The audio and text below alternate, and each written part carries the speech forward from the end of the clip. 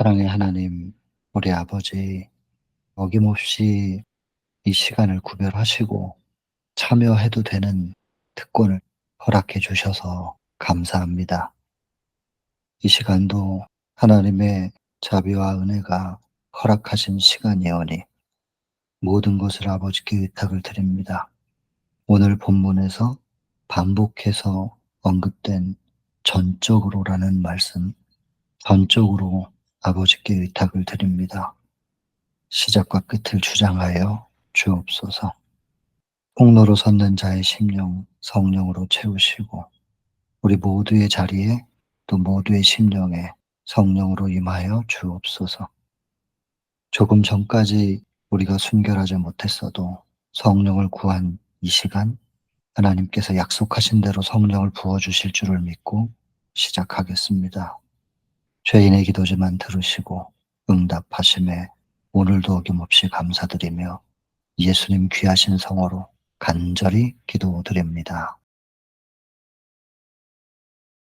자, 47장을 시작하겠습니다. 온 밤을 산에서 세우고 내려오십니다. 제자들이 잠잠해요. 두려움으로. 심지어 베드로까지도, 언제나 말할 준비가 돼 있는 베드로라고 했죠. 36장에서. 근데 그런 베드로까지도 말 한마디 하지 않아요. 그리고 그들의 마음속에는 그 영광을 보았던 그 산 위에 계속 머무르고 싶었지만은 내려올 수밖에 없었어요. 왜냐하면 할 일이 있었다는 것입니다. 이 할 일이 있었다는 부분은 굉장히 중요한 부분이고 밑에서 다시 언급이 됩니다. 그래서 제가 색깔을 좀 달리 표현했습니다. 그리고 나머지 9 제자들에 의해서 인도가 되어서 예수님께서 내려오시는 그 산 밑에 많은 무리가 모여 있었던 것입니다. 그리고 그 9 제자들은 알고 있었다고 기록이 돼 있죠. 예수께서 어디에 가셨는지를. 그래서 어디쯤으로 내려오실 것이다라는 걸 알고 있었기 때문에 거기에 사람들을 모아 놓고 있었던 것입니다. 그 사람들을 만나기 위하여 가시면서 예수께서 세 제자에게 침묵을 지키라고, 본 것을 말하지 말라 그래요. 언제까지냐면 인자가 죽은 자 가운데서 살아날 때까지는 말하지 말라. 왜냐하면 조롱이나 쓸데없는 놀라움만 야기시킬 것이기 때문에. 그래서 9 사도들까지라도 이해하지 못할 것이고 심지어는 그 장면을 본 세 제자들까지도 다 이해 못했거든요, 아직은. 그러니까 아무 말도 하지 말라는 당부를 하십니다. 그 세 제자들까지라도 이 부활에 대해서 이게 무슨 뜻이냐 하면서 자기들끼리 말을 했거든요. 그리고는 이 죽음, 부활 전에 있는 이 죽음이라는 것에 대해서 생각하고 싶지가 않은 거예요. 그래서 계시도 더 이상 원하지 않았다, 이렇게 돼 있어요. 이 겪고 싶지 않으니까. 그 말씀하신 그 내용을 실제로 만나고 싶지 않으니까. 이 부분은 이렇게 넘어갑니다. 그리고 평지에 있었던 사람들, 이제 산 밑에 있었던 사람들이 이제 영접했다고 돼 있어요. 그러나 예수님의 눈에는 그들이 어떤 공경에 빠져 있는 것이 보이고, 그리고 그것이 실망과 수치를 안겨주었던 한 사태가 있었다는 것을 예수께서 감지하시죠. 아시게 되죠. 실망과 수치의 내용이 뭐냐. 이제 한 아버지가 벙어리 귀신 들린 아들을 데리고 왔는데 고쳐 달라고 했단 말이에요. 그 제자들 입장에서는 9 명의 제자들, 인제 우리가 지금 공부하고 있는 게 47 장인데 37 장에서 12를 둘씩 둘씩 짝지어서 내보냈을 때 최초의 복음 전도자들이죠. 그 챕터에서 귀신이 나갔거든요. 그리고 온갖 병자들이 회복되는 그런 경험을 자기들이 했어요. 능력의 통로로서의 역할들을 했고 보고 직접 경험한 거예요. 그랬기 때문에 당연히 이 귀신 들린 아이가 인제 아버지에 의해서 왔을 때 당연히 별 생각 없이 또 자신 있게 기도했을 거예요. 그래서 기도를 한 거예요. 그리스도의 이름으로 명령을 했단 말이에요. 그랬더니 귀신들이 조롱을 해요. 그리고 절대로 안 나가죠. 이것은 수치예요. 이런 수치의 상황 속에서 기회를 보고 있었던 서기관들이나 랍비들은 당연히 인제 조롱하죠. 경멸하고.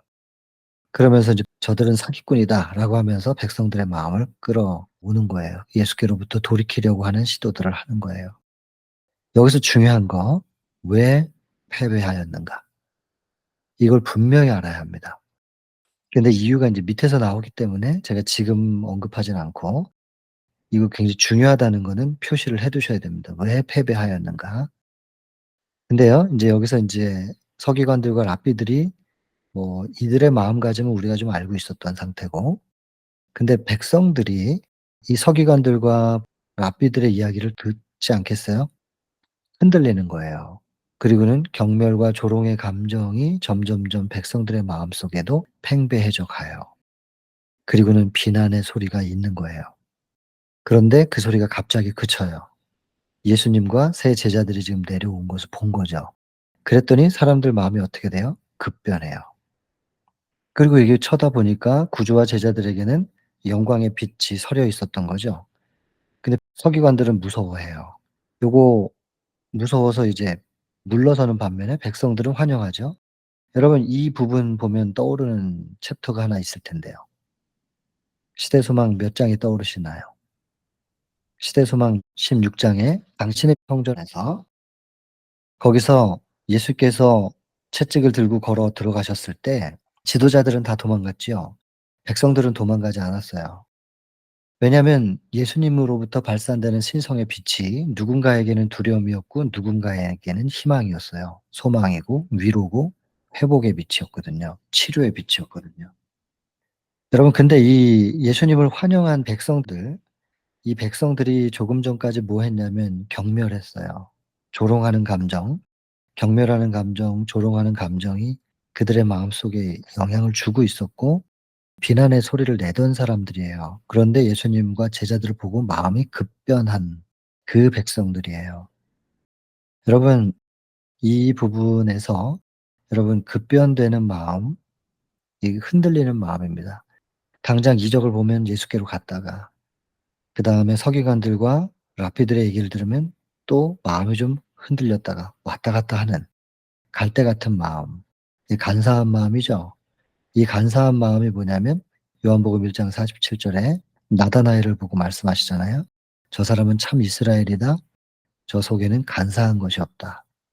이 간사하다라는 것은 곧 야곱이라는 뜻입니다. 야곱. 이 야곱은 속이는 자. 이 그 이름의 뜻이 그렇잖아요. 그런데 나중에 이 야곱이 이스라엘이 되죠. 야복 강가에서 승리했다고 인정받아서.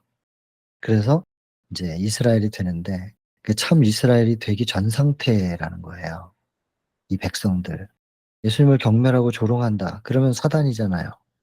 근데 그게 아닌 거예요. 왜냐면 서기관들은 나중에 이 벙어리 귀신 들린 아들이 회복됐을 때 화내면서 돌아가요. 이거는 사단하고 똑같은 모습이었어요. 근데 백성들은 예 놀라워하고 받아들이고 믿거든요. 그러니까 아직 경멸하고 조롱하는 감정이 있었고 비난하는 소리가 나왔다 할지라도 이 백성들은 아직 결정된 게 아니에요. 사단으로 온전히 물든 게 아닌 상태예요. 그냥 갈대 상태예요. 야곱의 상태. 이 상태에서 경멸할 수도 있고 조롱할 수도 있고 비난할 수도 있어요. 이럴 수밖에 없는 연약한 상태를 예수님은 비록 경멸하고 조롱했어도 비난했어도 미워하시는 거 아니고 슬퍼하신단 말이에요. 근데 우리는 요 상태로 누가 나를 대하면 밉거든요. 우리라고 해서 죄송합니다. 저는 밉고 분노한단 말이에요. 그런 사람에게 화가 난단 말이에요. 근데 여기에서는 이 분명히 요 부분을 서기관들은 무서워서 뒤로 물러서고 백성들은 환영했다. 아직 결정되지 않은 상태예요. 비록 경멸, 조롱, 비난을 할 수 있는 마음이라 할지라도. 예수님 만나니까 변하잖아요. 급변할 수 있는 마음. 아직은 결정되지 않은 상태. 이런 사람들의 상태를 이해해야 한다. 저는 그렇게 생각했습니다. 이걸 이해 못하면 지금 경멸, 조롱, 비난하면 그 사람들은 사단이 돼 버려요. "저런 사단의 자식들." 이러면서 인제 원수가 되는 거예요. 예수님께서 그렇게 안 보셨던 것 같아요. 예수님이 그렇게 보지 않으셨다면 심지어 아래서도 나오지만 서기관들조차도 예수께서 다시 보시고 슬픈 목소리로 말씀하시거든요. "믿음이 없는 세대예요." 라고 하시면서. 트집 잡는 서기관들, 두려워하는 백성들, 당황하고 황당해하는 제자들, 이 세 부류를 뭉뚱그려 가지고 예수께서 같이 언급을 하면서 그들을 향하여 슬픈 음성으로 말씀하신단 말이에요. 믿음이 없는 세대요. 심지어 서기관들까지도 예수님에게는 슬픔과 동정의 대상이에요. 우리가 이걸 이해를 해야 될 텐데 자꾸 밉단 말이에요. 자꾸 마음이 그렇게 싹 이렇게 됐다가 저렇게 됐다가 하는 사람들 보면 미움이 생기고 화가 난단 말이에요. 나한테 그렇게 잘했으면서 칭찬하고 내가 뭘 좀 줄 때는 그렇게 좋아했으면서 갑자기 나를 경멸하고 조롱하고 비난하는 거예요. 어떤 상황에 따라서. 그럼 화가 나고 밉단 말이에요. 그렇다고 해서 그 사람들이 사단이 아니라는 거. 그걸 이해해야 된다는 거. 그들이 아직 결정되지 않은, 사실은 나도 그러면서 왜 그들을 이해해 주지 못하는가? 그들을 향하여 예수님의 가슴으로 눈물로 기도하지 못하는가? 그런 생각이 들죠. 이 말씀을 읽고 묵상하다 보면. 그래서 옆에다 좀 적어 놨습니다. 경멸과 조롱의 감정으로 비난했지만 환영한다. 서기관들과는 다르지 않는가? 결정된 건 아니다. 몰라서 그러는 것이다. 저들의 죄를 사하여 주옵소서. 이 누가복음 23장의 34절. 못 박히시면서 예수께서 하신 기도입니다. 자기의 하는 것을 알지 못함이니이다. 몰라서 그러는 거니까 이해를 해줘야 되는데 자꾸 밉고 화가 난다. 그렇다면 제 안에도 예수님이 안 계신 거라서요. 생각을 해봐야 될 부분인 것 같습니다. 이 부분은. 그리고 서기관들에게 물어보세요. 예수께서 너희가 무엇을 저희와 변론하느냐. 예수님은 정확하게 알고 계셔요. 누구하고 대응을 해야 될지를. 서기관들에게 물으시잖아요. 그랬더니 아무 대답을 못해요. 아버지가 답답하니까 제일 지금 급한 사람은 아버지잖아요. 선생님, 벙어리 귀신 들리는 내 아들 데려왔는데 이렇습니다. 근데 선생님의 제자들이 아무것도 못한다고. 그랬더니 예수께서 겁에 질린 둘러선 군중, 그리고 트집 잡는 서기관들, 당황한 제자들 돌아보십니다. 이 세 부류를 굳이 여기다 이렇게 적어 놨네요. 그리고는 슬픔에 찬 음성으로 믿음이 없는 세대여.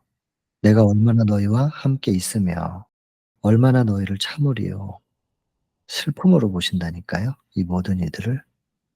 이 예수님의 가슴에 우리가 초점이 맞춰져야 되지 않을까요? 지금 이 글은 우리의 시선을 계속해서 예수님의 가슴으로 끌어당겨요.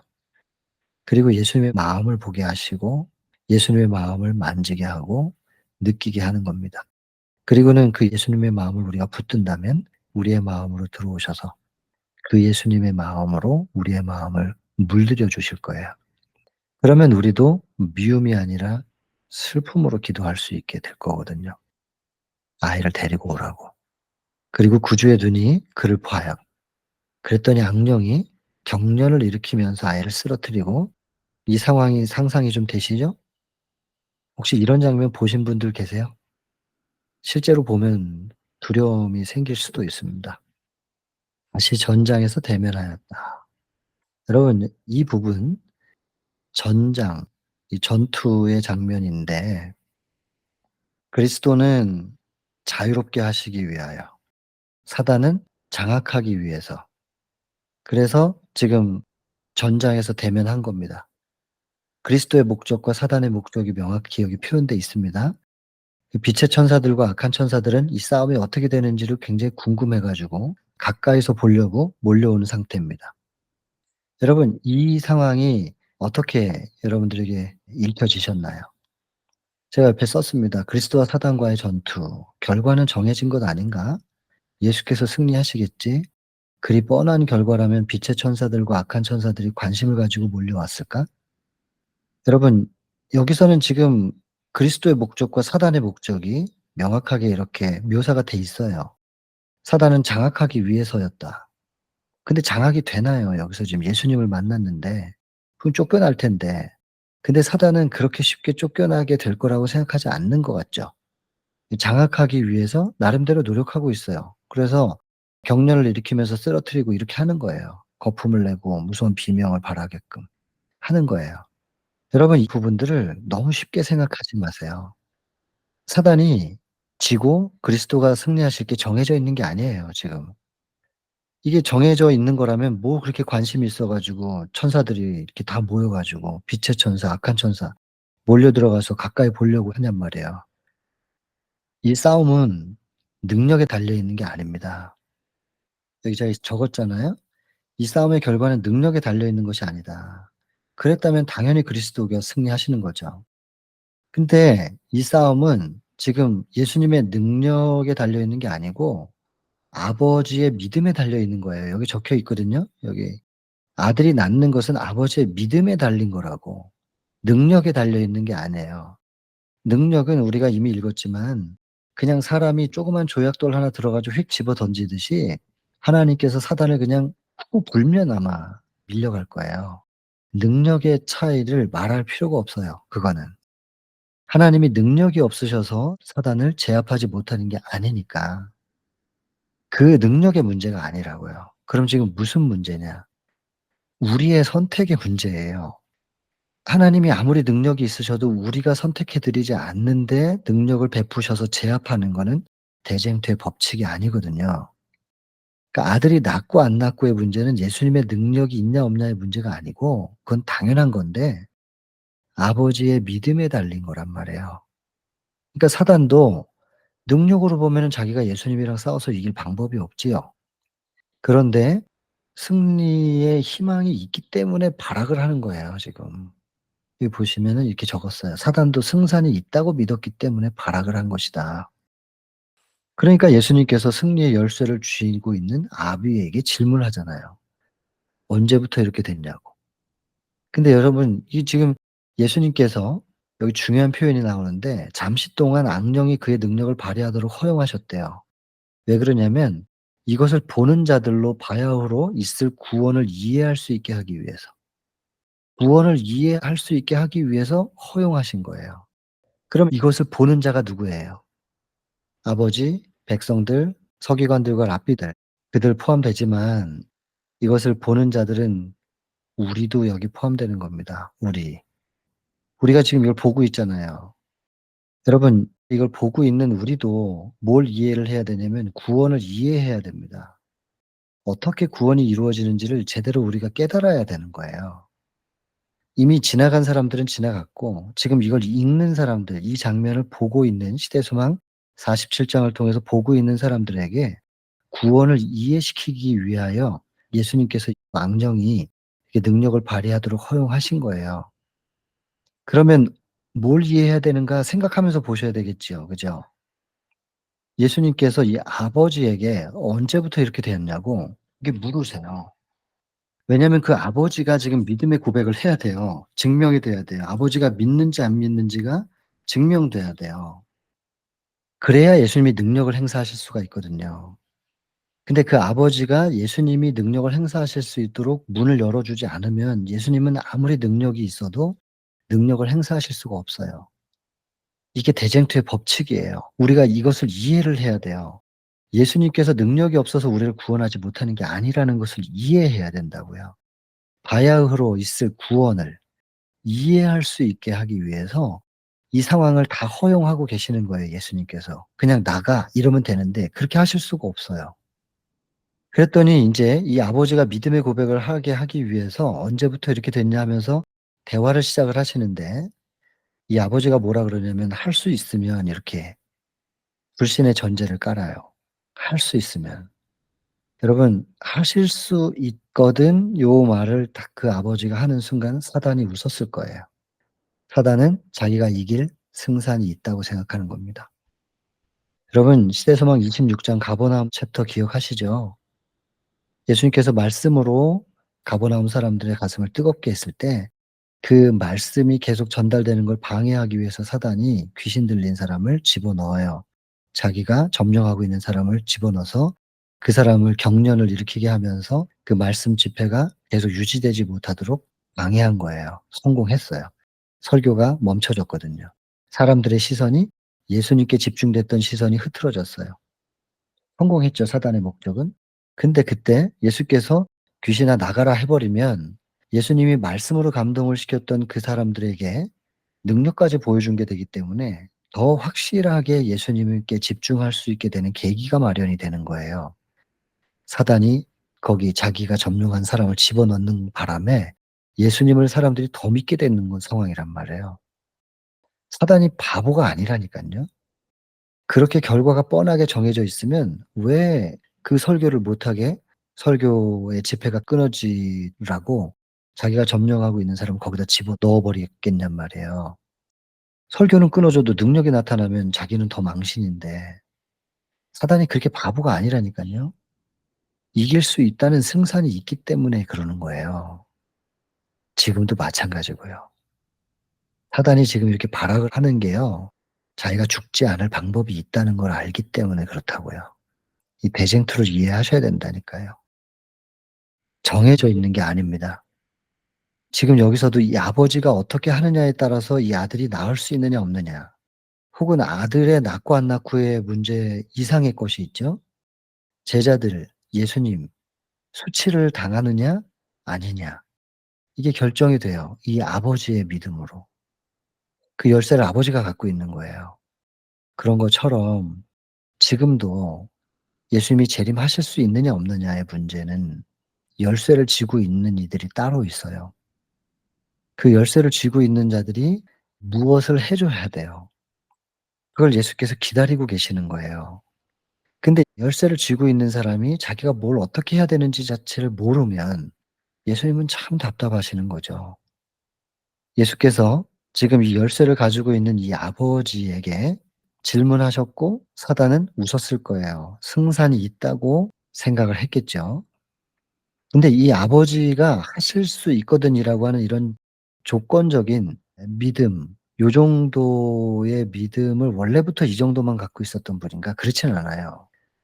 근데 왜 이 사람이 이 아버지가 이 믿음이 이렇게 뚝 떨어졌냐면 아버지의 믿음이 처음부터 이런 건 아니었는데 이건 누가 책임져야 되냐면 제자들이 먼저 믿은 사람들이 책임이 있다는 걸 생각해야 됩니다.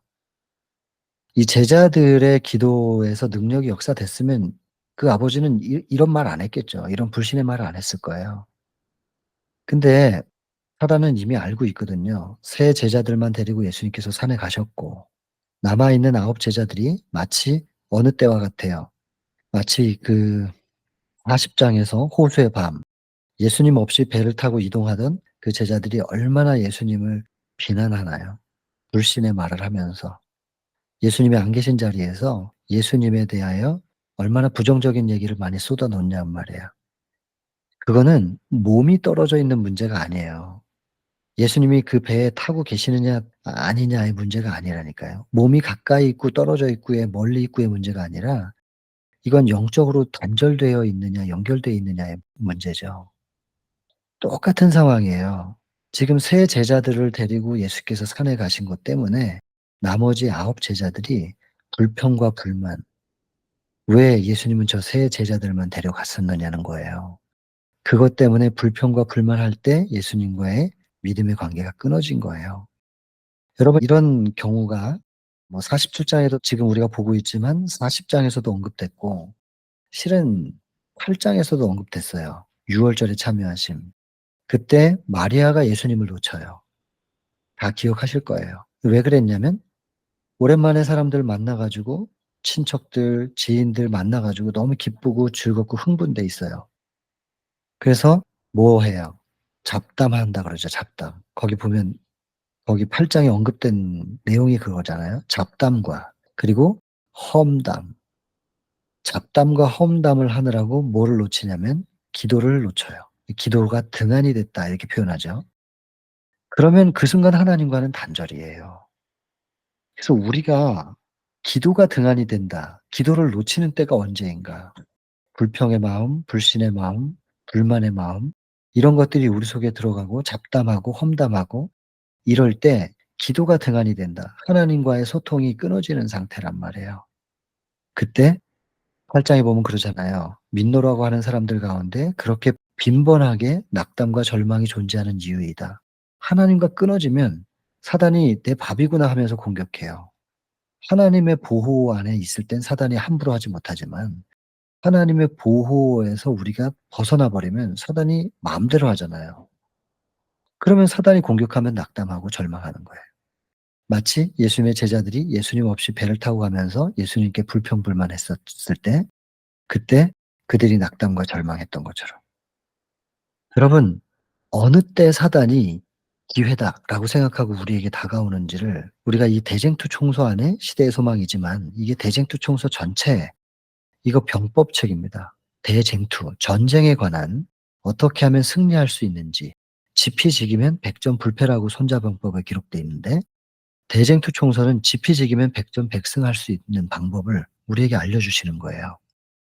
여러분 절대로 기도가 등한이 돼서는 안 됩니다. 기도가 끊어져서는 안 됩니다. 언제 우리가 기도가 끊어지고 등한이 되는가? 예수 그리스도께 대한 불평과 불만, 그것을 곧 불신이라고 얘기하거든요. 주님은 이러실 리가 없어. 내 눈에 이렇게 보이지만 이렇게 허락하실 리가 없어. 허락하셨다면 뭔가 이유가 있는 거지. 나는 아직 하나님의 섭리 안에 있어. 눈에 보이는 상황이 어떠한 상황이든지 간에 예수님께는 뭔가 이유가 있었을 거야. 그리고 그 이유는 나의 구원을 위한 최선의 방법이었을 거야. 이걸 믿어드려야 되는데 상황에 따라서 우리가 자꾸 불평불만한단 말이에요. 그 순간 그게 불신이라 그래요. 믿지 못하게 되는 것이고 그 순간 하늘과의 소통은 끊어져요. 그게 기도가 끊어진 상태죠. 호흡이 끊어진 상태예요. 죽은 상태예요. 우리가 어떨 때 그렇게 되는지를 알아야 된단 말이에요. 제자들이 그 상태가 됐어요.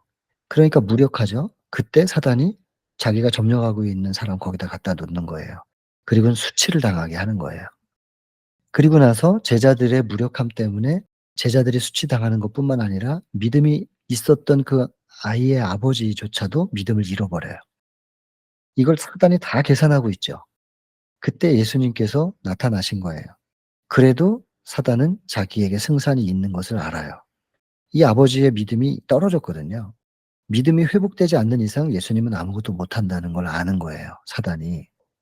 자기가 패배할 것이 뻔하게 정해져 있는데 왜 그 싸움을 하겠냐고요. 사단이 바보가 아닌데. 승리할 수 있다고 생각하는 거예요. 그리고 그럴 가능성이 충분히 있는 것입니다. 대쟁투는 이런 거예요. 우리가 어떻게 보면 대쟁투를 너무 안일하게 생각하는 경향이 좀 있어요. 승리가 예수님께서 이루셨죠. 그러나 그 승리가 나의 것이 되려면 우리의 몫이 있는 것입니다.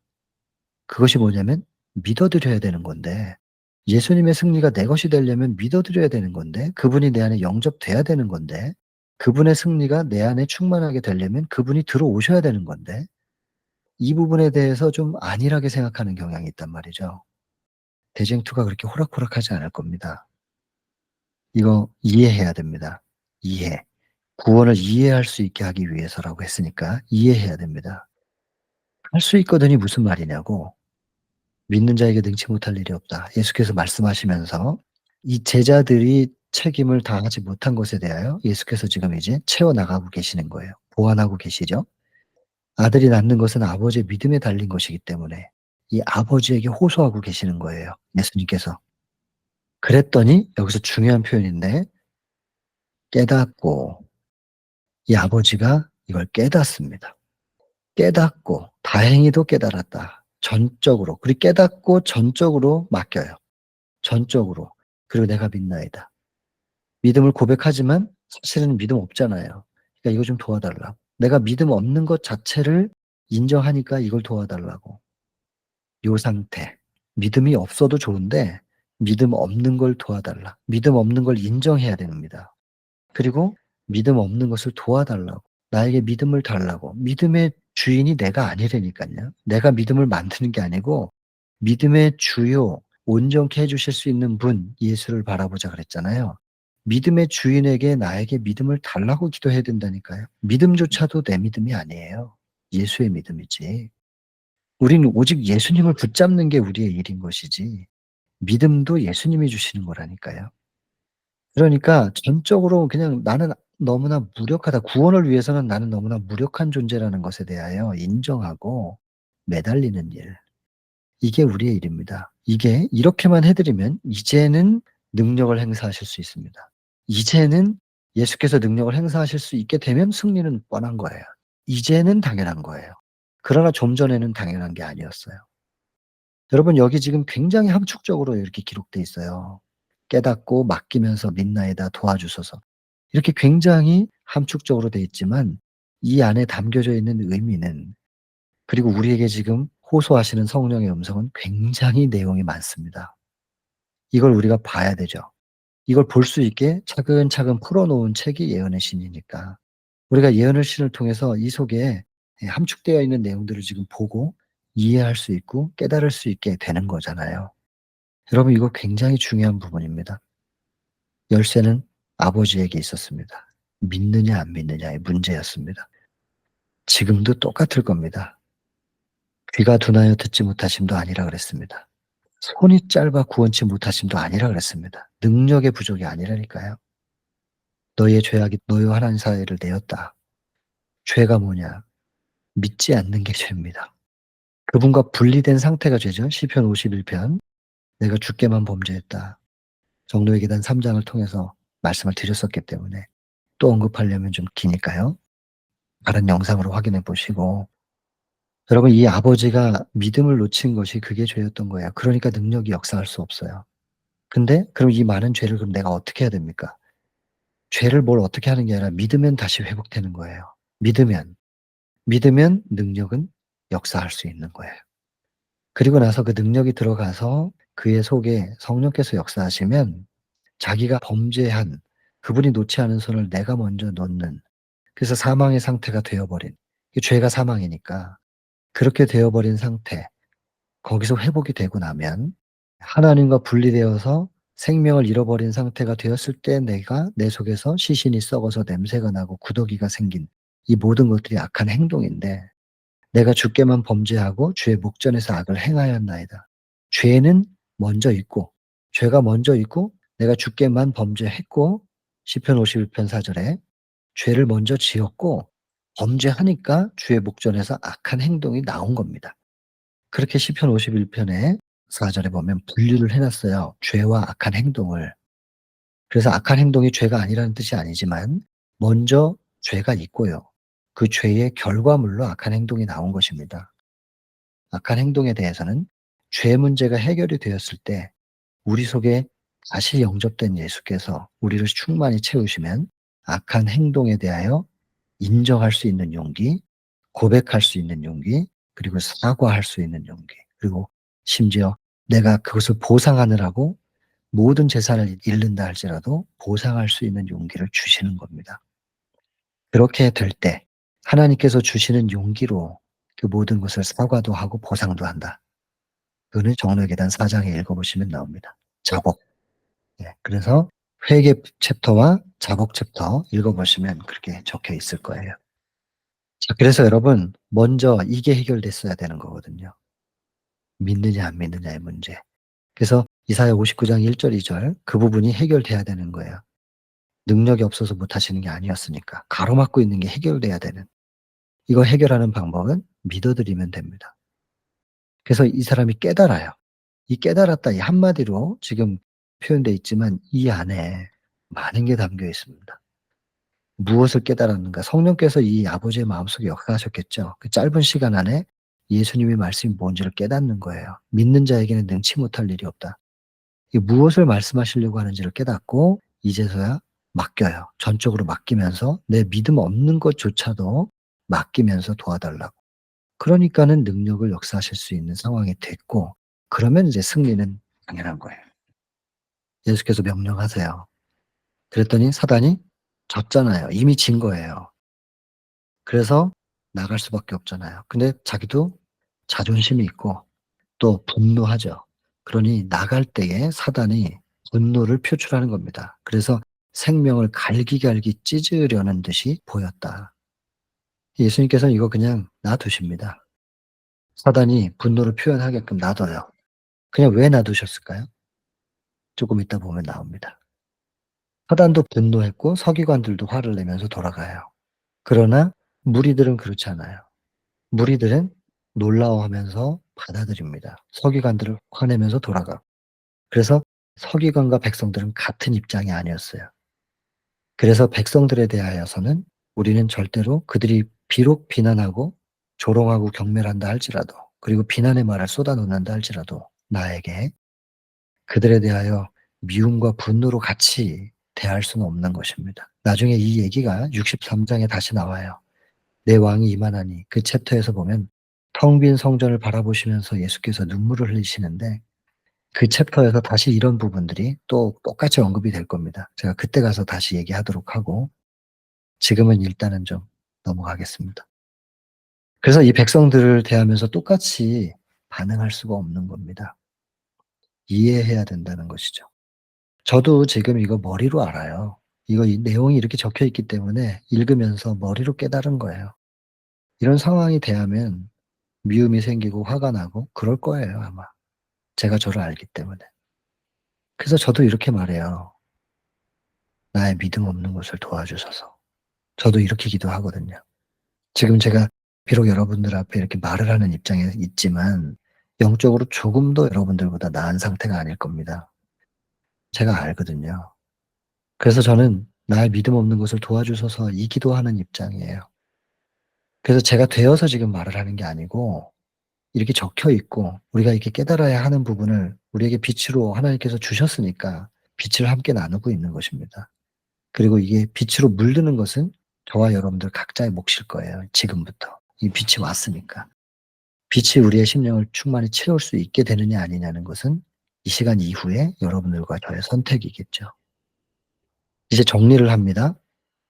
하실 수 있거든 우리를 불쌍히 여기사 도와주십시오 라는 이 기도가 이런 표현이 죄에 눌린 얼마나 많은 영혼들이 이 기도를 반복하고 있냐는 거예요. 오늘날도 그럴 거 아니겠어요? 믿는 자에겐 능치 못할 일이 없다고 대답하십니다. 대답은 똑같습니다. 예나 지금이나. 우리를 하늘과 이 굉장히 중요한 표현이에요. 이게 곧 믿는 거예요. 믿음이라는 거죠. 하늘과 연결시키고 이게 믿음이면 이 믿음이 곧 또 영접이잖아요.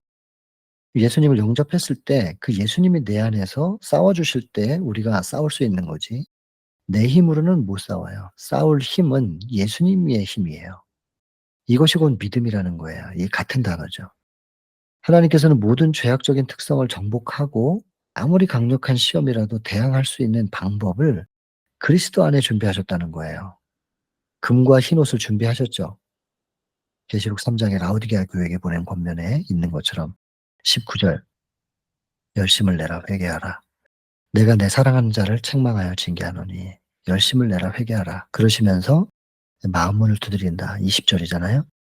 문 열어드리면 예수께서 들어오시는 거예요. 그분이 들어오실 때 금과 흰옷을 가지고 들어오세요.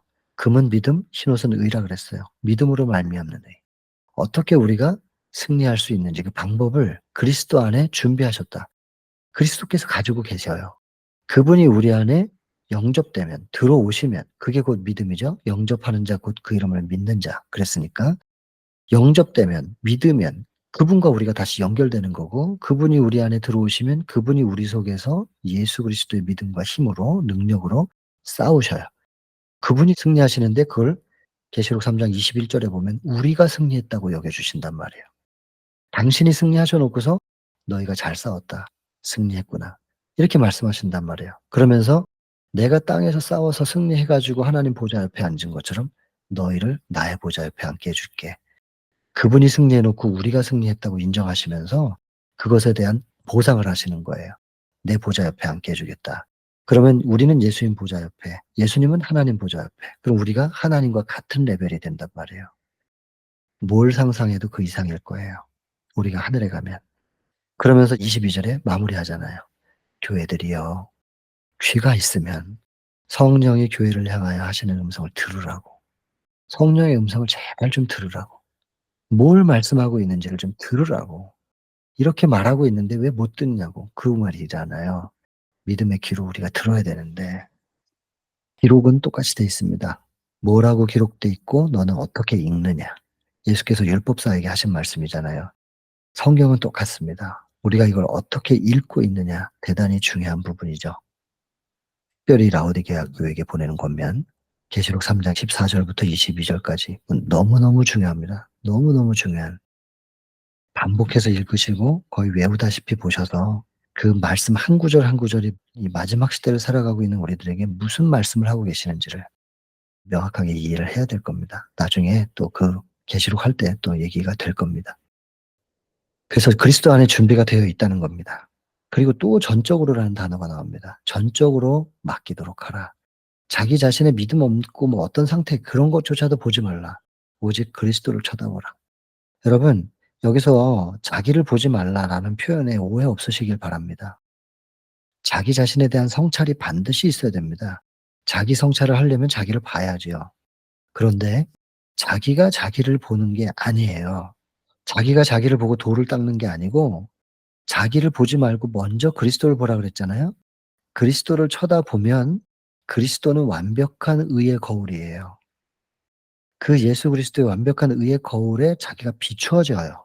그럼 예수님을 보다 보니까 예수님께 비춰진 나를 발견하는 거거든요. 근데 예수님 안 보고 자기가 자기를 살펴 가지고 돌을 닦는 사람들은 윤리적으로 도덕적으로 완성될 수는 있어도 영적으로 의를 이룰 수는 없어요. 그 사도 바울이 그러잖아요. 로마서 7장 9 절에 "내가 전에 법을 모를 때는 내가 살았었다." 왜냐하면 빌립보 3장 6 절에 "내가 율법의 의로는 흠이 없는 사람이었어." 이렇게 말했던 자신만만했던 사람이니까. 그 당시에 율법은 행위에 의해요. 외식하는 자, 그 서기관들과 바리새인들의 의, 그 행위의 의로는 내가 흠이 없는 자였는데 그 율법의 의로는 흠이 없었는데 그 율법이 진짜 율법이 아니었다는 걸 깨달았다는 거예요. 로마서 7장 9 절에 "내가 전에 계명을 모를 때는 내가 살았었는데 계명이 나에게 이름에 진짜 계명이 나에게 이름에 그 계명 앞에 그 율법 앞에 사랑 앞에 내가 비춰지는 거죠. 보니까 내 죄는 살아나고 '내가 이렇게 더러운 인간이었구나.'라는 걸 발견하게 됐다는 거예요. 그리고 의롭다고 말했던 '나는 죽었도다.' 이렇게 표현한단 말이에요.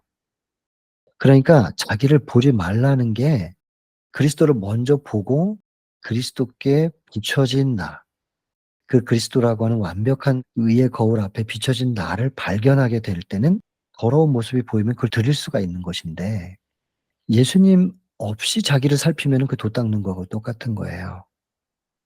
그건 뭐 윤리나 도덕으로는 완성된 것처럼 보일 수 있어도 영적으로 그렇지 않거든요.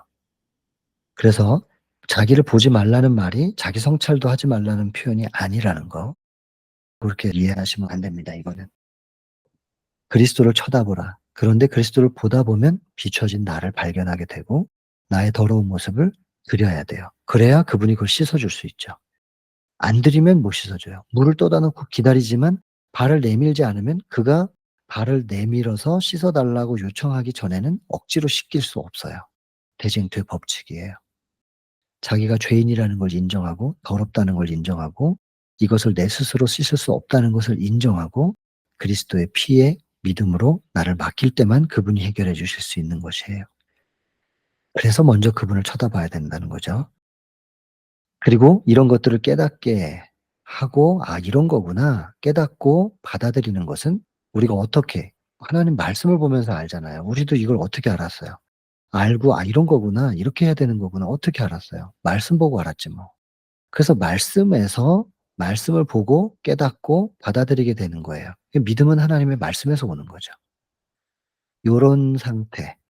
그래서 '내가 믿음도 없고 나는 그냥 구원받을 수 있는 아무 요소가 없는 사람이었구나.'라는 걸 드디어 깨달을 때 내 믿음 없는 것을 도와주셔서 할 수 있잖아요. 이렇게 아무것도 없어도 그저 오면 그저 내게 오는 자는 내가 결코 쫓아내지 않겠다. 내어 쫓지 않는 것이다. 이 약속을 믿으라는 거예요. 붙잡으라는 거예요. "내가 믿나이다. 나의 믿음 없는 것을 당신께서 도와주소서."라고 부르짖으라. 이렇게 되면 그대가 이렇게 하는 동안에는 결코, 결코 두 번이나 반복하잖아요. "멸망할 수 없다. 결코 그럴 수 없다." 여러분 이거 얼마나 큰 복음입니까? 믿음이 있어야 돼. 대단하게 뭔가를 이뤄야 돼. 이런 거 아니고 믿음 없는 것을 도와달라고 부르짖으라는 거예요. 요렇게 부르짖고 있는 이상 절대로 멸망할 수 없다잖아요. 이게 얼마나 감사한 복음이에요. 여러분 보세요. 이 문단 전체 별표라고 제가 써 놨잖아요. 요거 이 문단은 전체가 다 중요합니다. 너무너무 중요합니다. 자 요렇게 하나 우리의 구원의 도는 명확하게 하시면서 왜 예수님께서 사단이 나갈 때에 분노를 그렇게 표출하게끔 허용하셨는가? 짧은 시간 동안이지만은 양극단을 보았다. 여러분 제자들은 좀 전까지 뭘 봤냐면 그 세 제자들 말이에요. 예수님이 인간이셨잖아요. '인간이 저렇게까지 빛날 수 있는 거구나.' 하나님의 모습을 봤어요. 그리고 또 그다음에 뭘 보냐면 사단의 모습을 보는 거예요. '사단이 저렇게까지 악할 수 있구나. 죄가 악함이 저렇게까지 표현될 수 있는 거구나.' 그 사람을 갈갈이 찢어버릴 듯 그렇게 고통스럽게 만드는 사단의 모습을 보는 거예요. 양극단을 보았다. 사단의 모습이 어떤 것인지를 보라는 거예요. 그래서 하나님께서 좀 허락하셨어요. 나갈 때 그렇게 몸부림치도록 허락하셨다고 돼 있는 거예요, 예수께서. 자, 인제 양극단을 봤다는 얘기를 쪼끔 더, 이건 본 것으로 끝나는 게 아니고 여기에서 우리가 뭘 봐야 되냐면 사명을 봐야 됩니다. 제자들이 빛나는 영광 중에서 산에서 계속 거기 머물고 있고 싶었잖아요, 제자들도. 예수님이라고 안 그러셨겠냐고요. 근데 내려오셔요. 내려오시는 걸 봤어요. 몸을 굽히시는 것을 보는 거예요. 몸을 굽히시는 것을 보는 거예요. 두 번이나 반복하잖아요. 반복되는 건 중요하다는 거죠.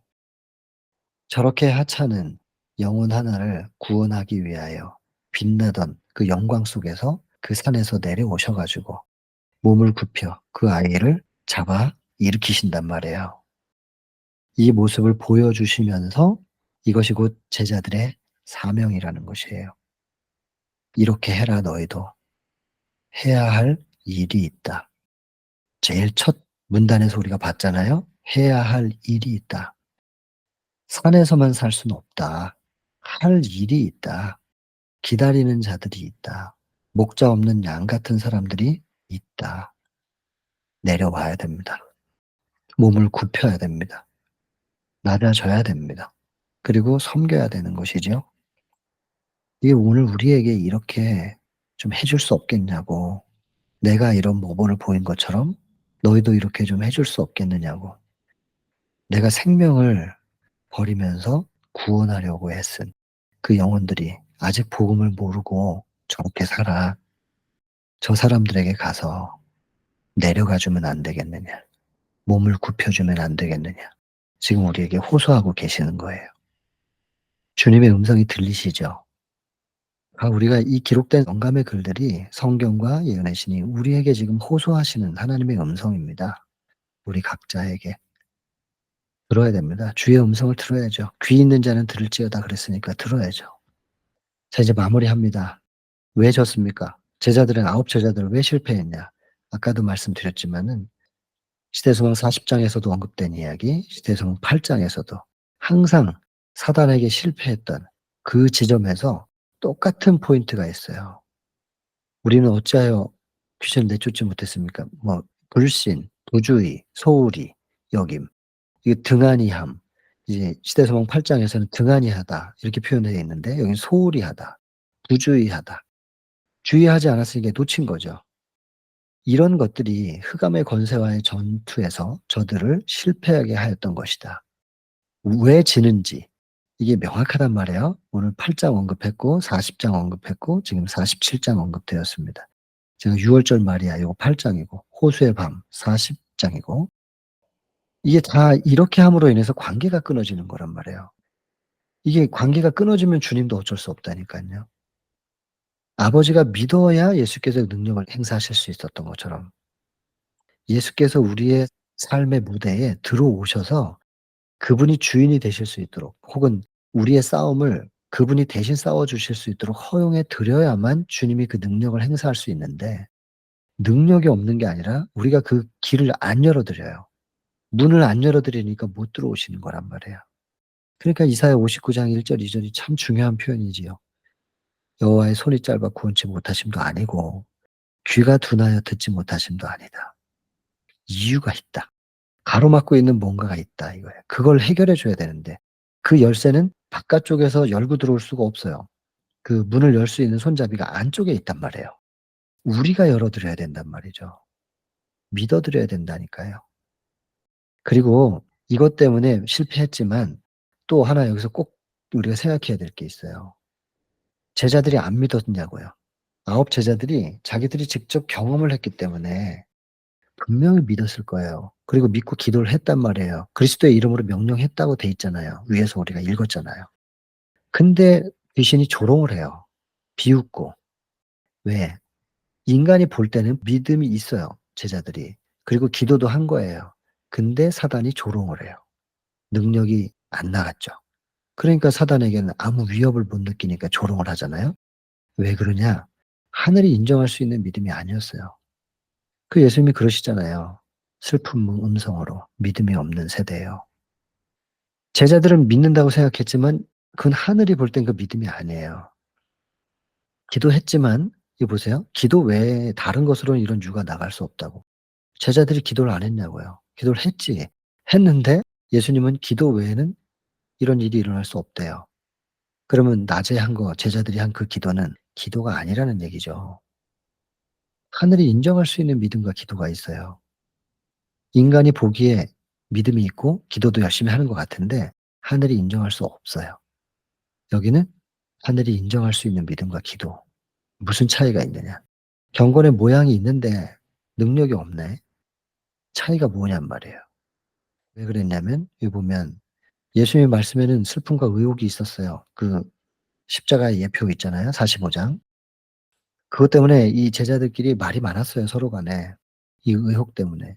근데 고럴 쯤에 세 제자들만 데리고 딱 산에 가셨단 말이에요. 왜 그러셨어요? 왜 세 제자들만 데려가신 거예요? 감당할 수 있는 사람만 데려가신 거예요. 예수님이라고 해서 열둘 다 데려가고 싶지 않으셨겠어요?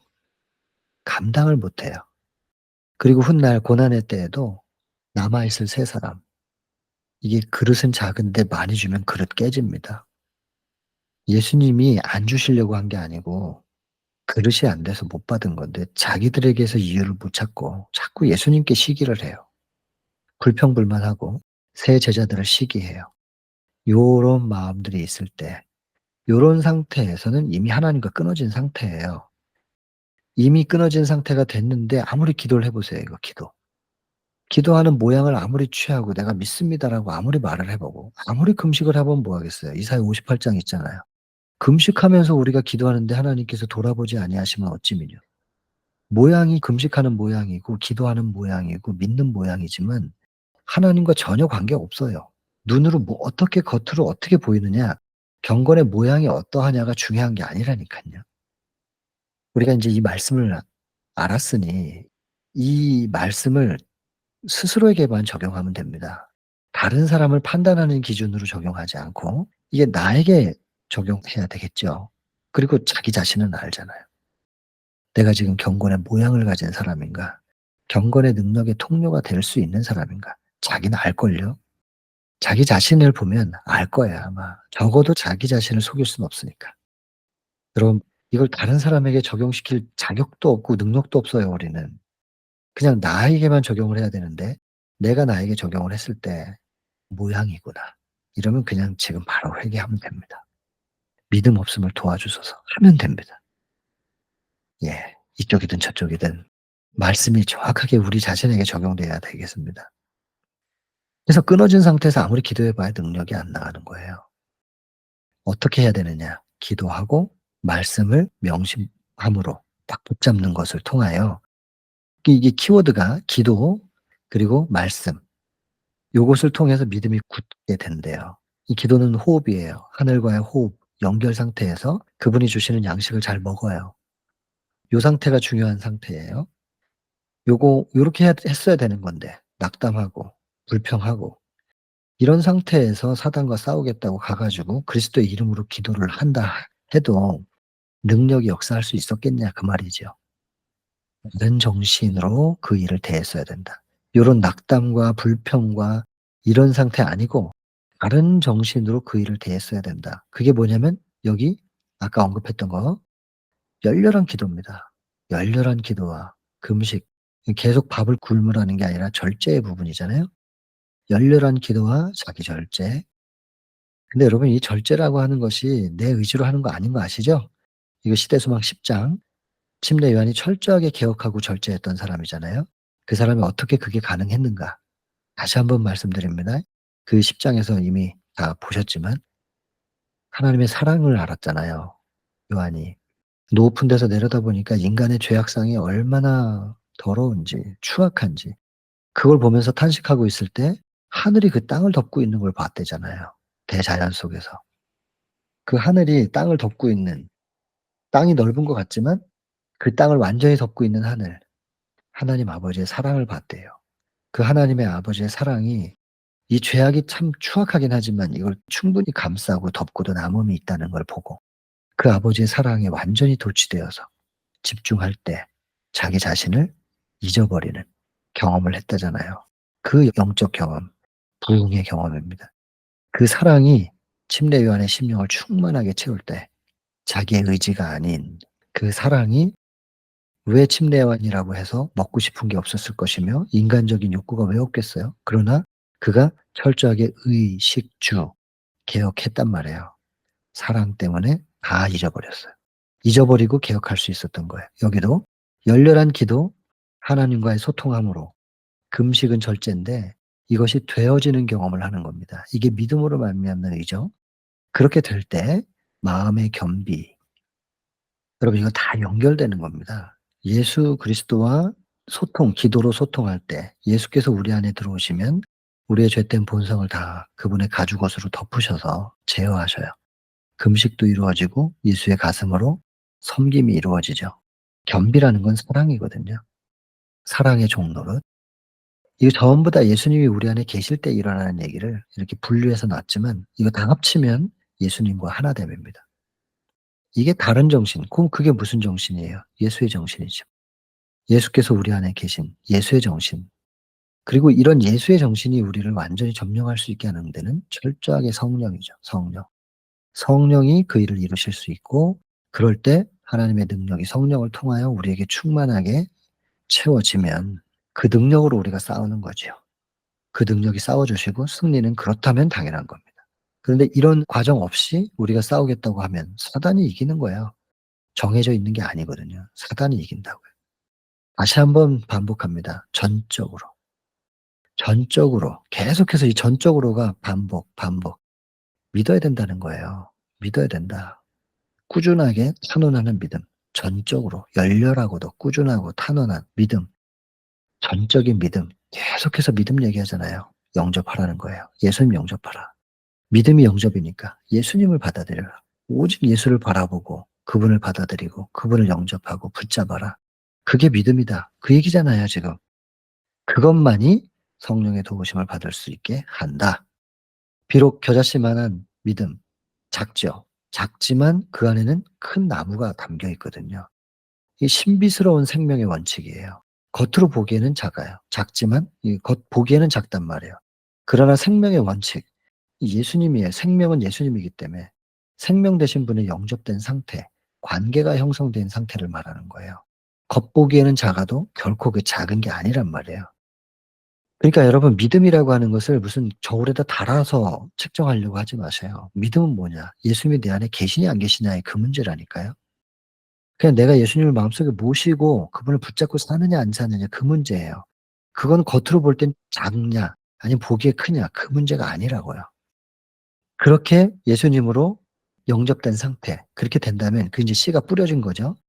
우린 그걸 붙잡고 있는 거예요. 그러면 의의 태양이 빛을 비추시고 성령께서 비를 주셔요. 그러면 하나님께서 자양분을 주셨어요. 양분을 다 주셨는데 그 물이 녹여낸 양분을, 성령께서 녹여주신 양분을 우리 속에 우리가 흡수하면 들어오는 거죠. 이건 자연스러운 거예요. 뭐 갈릴리에서의 위기 41장 또 얘기하게 되는데 그냥 먹으라는 거잖아요.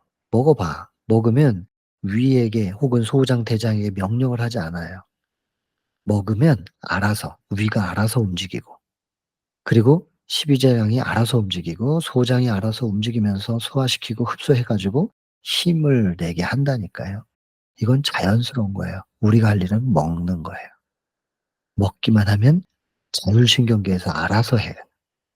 똑같은 거예요. 우리가 겨자씨만한 믿음 딱 붙잡으면요. 예수님 영접하고 붙잡으면 겉으로 보기엔 작아 보여도 하나님께서 주신 자양분, 그 양분이 뭐냐면 말씀이고 지정하신 유형은 섭리, 요 같은 색깔로 표현했어요. 자양분은 이런 거예요.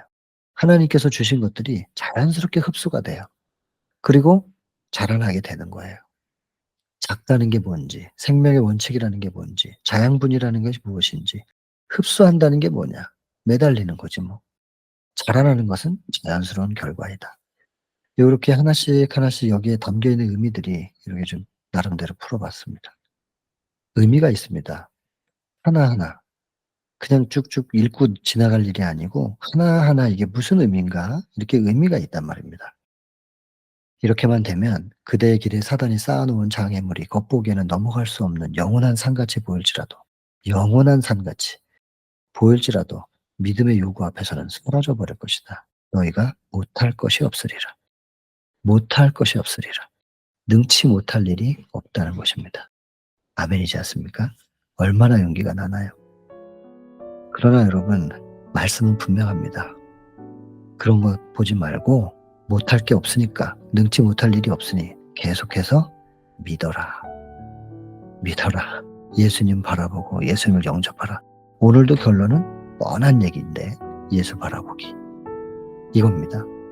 여러분, 본문 내용을 쭉 이렇게 살펴보았습니다. 오늘 여기까지만 하고 개인기도 하겠습니다.